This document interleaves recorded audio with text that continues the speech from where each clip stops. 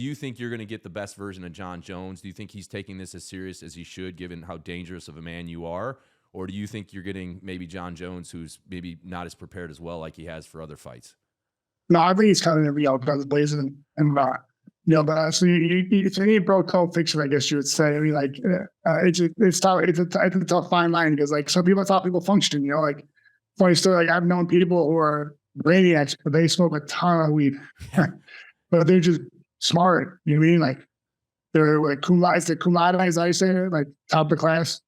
Yeah, I think valedictorian or there's another valedictorian or whatever it is. Yeah. The one he went to a prestigious college and he was like top score. But do like like it's crazy. So some people it's how people function. It's hard to get by. And that's what he does. Who knows? I'm not him. But like but I do believe though I'll see the best version of him. And I know you probably can't get into kind of the tactics of the fight, but as have there been anything specific that you've had to prepare for based on Jon's style? I know it's a bit unconventional, but have you started your camp?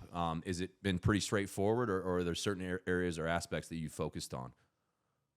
There's a lot of things, of course, our stand-up is, is good with length, knows how to distance, takedowns, grappling, it's just everything, just nothing out of the ordinary, just the same old for every fight, just work out the strength so I can nullify them and, and do what I do.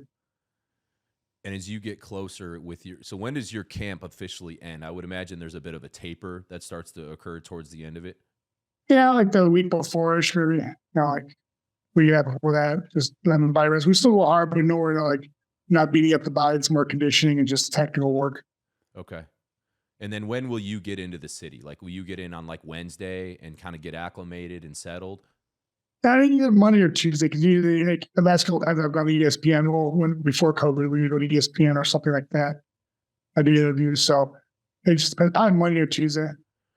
Yeah, and I would imagine part of being a pro, and as you get more versed in your career, is dealing with all of that noise the week of a fight, right? I would imagine early on in your career that was a bit of a sensory overload.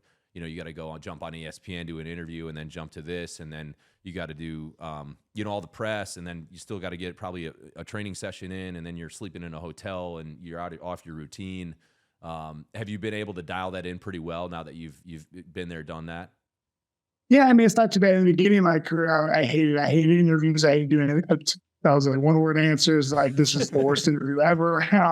But now I stopped caring. I just talk, have fun, go with the flow, and. But yeah, I mean, we make sure they work, and they're pretty good about it too. Like, there's usually one day during the week where you do a lot of media. It's usually in the morning. So I sit there at the computer or something like that for like 2-3 hours, just do it. And it's just like this. Nothing strange, something bad. And Jesus, the same people I've done interviews with, so it isn't really that bad. Stipe, correct me if I'm wrong, but it's been around 2 years since your last fight, right? Yeah, a little over 2. Did you kind of know after that last one 2 years ago, did you know, hey, I still got more gas in the tank, like I want to look for another big fight at some point in my career? Or had you was there some unknown there as far as if you'd ever step back in again? And then secondary to that as well is like, what did your training look like a year and a half, 2 years ago? Are you somebody that stays sharp kind of regardless of if you have something right on the horizon, or did you take some time to kind of rest and reset?